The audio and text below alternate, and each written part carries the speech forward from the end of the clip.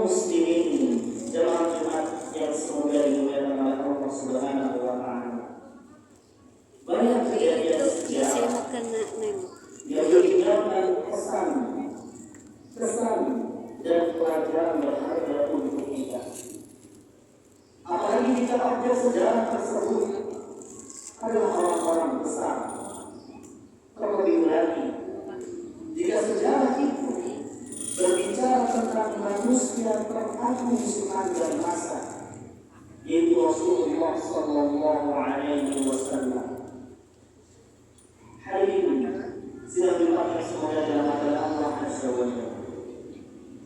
Di antara penggalan sejarah yang bertaburkan banyak hikmah mulia dan pesan istimewa adalah kejadian meninggal Muhammad Sallallahu Alaihi Wasallam.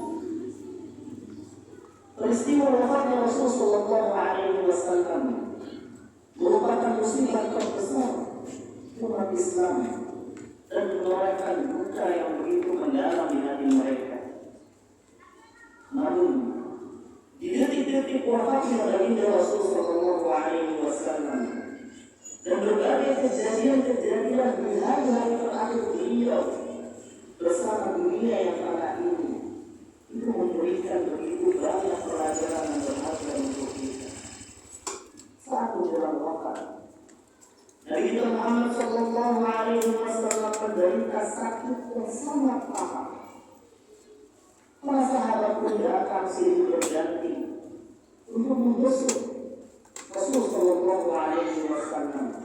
Dan salah satu yang membesuk adalah salah seorang sahabat yang bernama Ustaz Al-Khudri radhiyallahu anhu.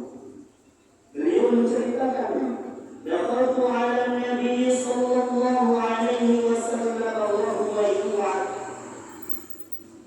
Aku mengunjungi Nabi Sallallahu Alaihi Wasallam ketika beliau dalam keadaan sakit yang sangat parah.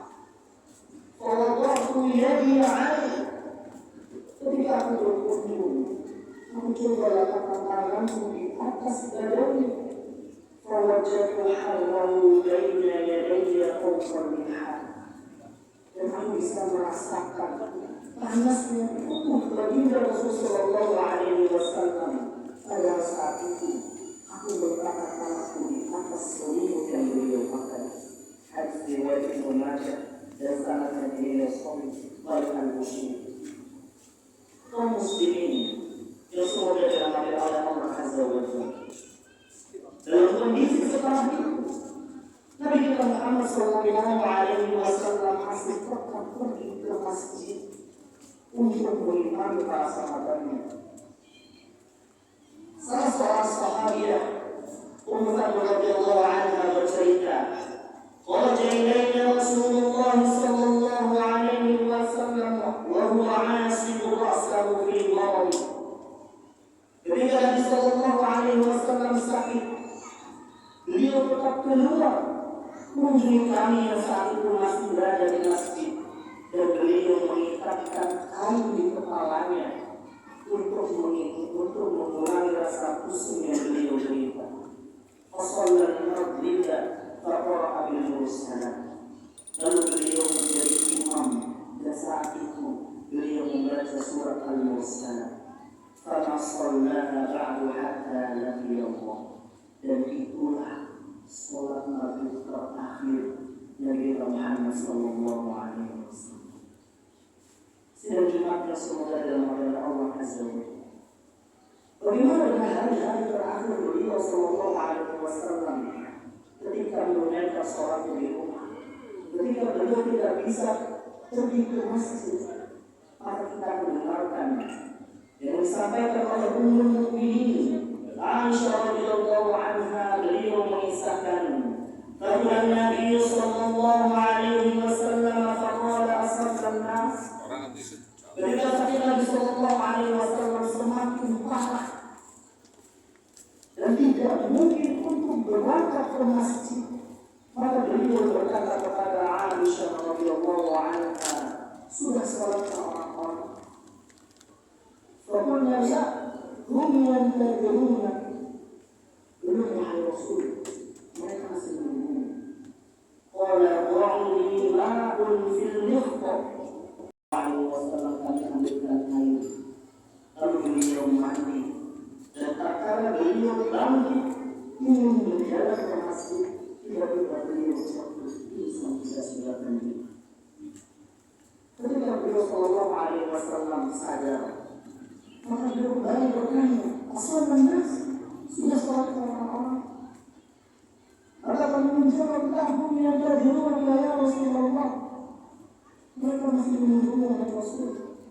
Maka kembali Rasul sallallahu alaihi wasallam minta untuk dibawakan seember air. Lalu beliau duduk mandi. Ketika bangkit kembali yang kedua kali beliau jatuh pingsan tidak sadarkan diri. Ketika siuman kembali beliau sallallahu alaihi wasallam bertanya, sudah sholat orang-orang? Dan di masa itu para sahabat sedang masih menunggu Rasul sallallahu alaihi wasallam untuk melakukan sholat isya di akhir malam. Kemudian beliau kembali meminta yang ketiga kalinya untuk didatangkan seember air. Lalu beliau duduk mandi, dan saat mandi kembali beliau jatuh pingsan tidak sadarkan diri. Ketika siuman Rasul sallallahu alaihi wasallam berkata, sudah sholatkah para sahabat? La hum yantaziruna ya Rasulullah. Belum wahai Rasul, mereka menunggu. Maka apa yang dikatakan oleh kita Muhammad sallallahu alaihi wasallam, فأرسل النبي صلى الله عليه وسلم إلى أبي بكر أن يصلي بالناس. Maka Rasul sallallahu alaihi wasallam mengirim utusan untuk mendatangi Abu Bakar radhiyallahu anhu dan memberitahu Abu Bakar bahwa Rasul meminta beliau untuk menjadi imam salat isya. Maka datang utusan tersebut kepada Abu Bakar radhiyallahu anhu. Disampaikan pesan Rasul sallallahu alaihi wasallam. Maka Abu Bakar orang yang sangat lembut hatinya. Beliau mengatakan, ya Umar, sholli billah.